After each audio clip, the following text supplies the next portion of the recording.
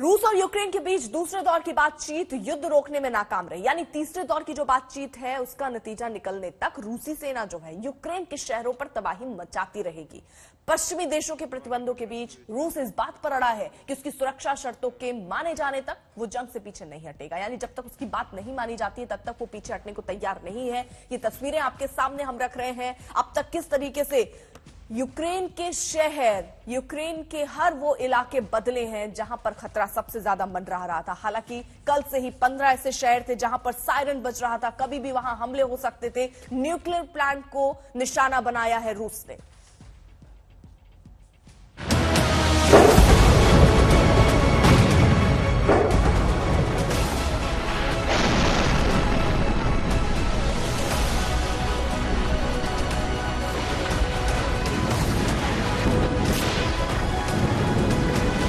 रूस और यूक्रेन के बीच चल रही हवाई और जमीनी लड़ाई के बीच अब जुबानी जंग का सिलसिला तेज हो गया है।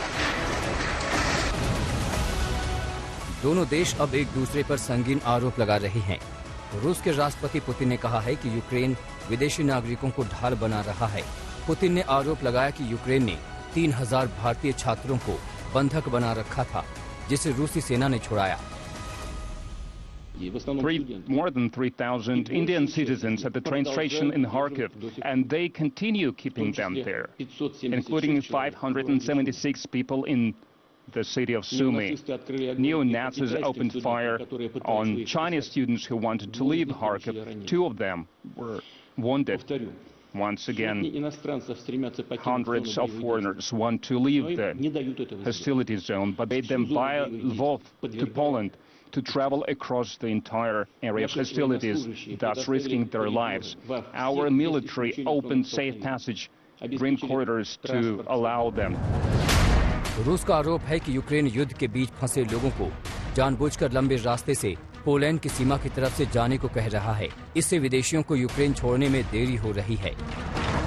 पुतिन ने यूक्रेन के राष्ट्रपति पर रिहायशी इलाकों में टैंक की तैनाती का आरोप लगाते हुए फासिस्ट करार दिया है। Now they are telling foreigners to address, to appeal to their authorities, and then authorities should address the Ukrainian Foreign Ministry. Basically, they are throwing them under the gunfire, and they treat, neo-Nazis treat their own population even worse. They are hiding behind their backs. They are using them as human shield. Putin के इन आरोपों को लेकर Ukraine के राष्ट्रपति Zelensky ने पलटवार करते हुए कहा कि रूसी सेना उनकी जमीन को छोड़ दे। ज़ेलेंस्की ने पुतिन को बातचीत की टेबल पर आने का न्योता भी दिया। Что ты хочешь от нас? Уйди с нашей земли. Не хочешь сейчас уйти? Сядь со мной за стол переговоров. Я свободен. Сядь со мной. Только не надо 30 метров, как с Макроном, Шольцем и так далее, как их принимают. Я ж сосед. Меня не надо на 30 метров держать. Я не кусаюсь. Я нормальный мужик. Сядь со мной. Поговори. Чего ты боишься? Мы никому не угрожаем. Мы не террористы.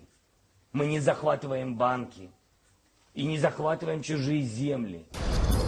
रूस और यूक्रेन के बीच शांति बहाली की कोशिशों को लेकर फ्रांस के राष्ट्रपति इमैनुअल मैक्रो ने पुतिन के साथ फोन पर बात की। करीब 1.5 घंटे तक चली बातचीत के बाद मैक्रो ने कहा कि अभी और बुरा होना बाकी है। मैक्रो ने कहा कि पुतिन पूरे यूक्रेन पर कब्जा चाहते हैं। seront vraisemblablement de plus en plus durs. Des centaines de milliers de réfugiés fuient vers la Moldavie, la Pologne, la Roumanie, la Hongrie, la Slovaquie et progressivement le reste de l'Europe. रूस पर दबाव बनाने के लिए अंतर्राष्ट्रीय स्तर पर कई प्रतिबंध लगाए जा चुके हैं। एक दिन पहले क्वाड की बैठक में भी यूक्रेन संकट पर चर्चा हुई। पीएम मोदी ने कूटनीति और बातचीत के जरिए समाधान निकालने पर जोर दिया। बैठक में अमेरिका, जापान और ऑस्ट्रेलिया के राष्ट्रीय अध्यक्ष मौजूद थे।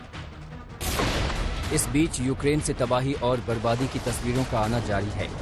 खार्किव से लेकर मारियोपोल, ओडेसा की चौतरफा घेराबंदी की जा रही है।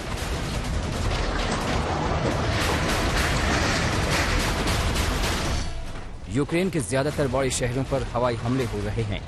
शरणार्थियों की समस्या और विकराल हो रही है। यूक्रेन के नागरिकों के साथ बड़ी संख्या में टूरिस्ट और विदेशी नागरिक लगातार यूक्रेन बॉर्डर की तरफ बढ़ रहे हैं।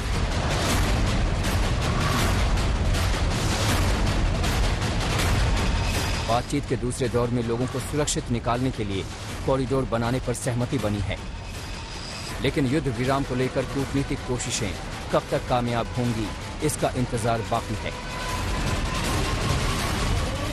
कीव से कैमरा पर्सन पवन कुमार और गौरव सावंत के साथ राजेश पवार, आज तक।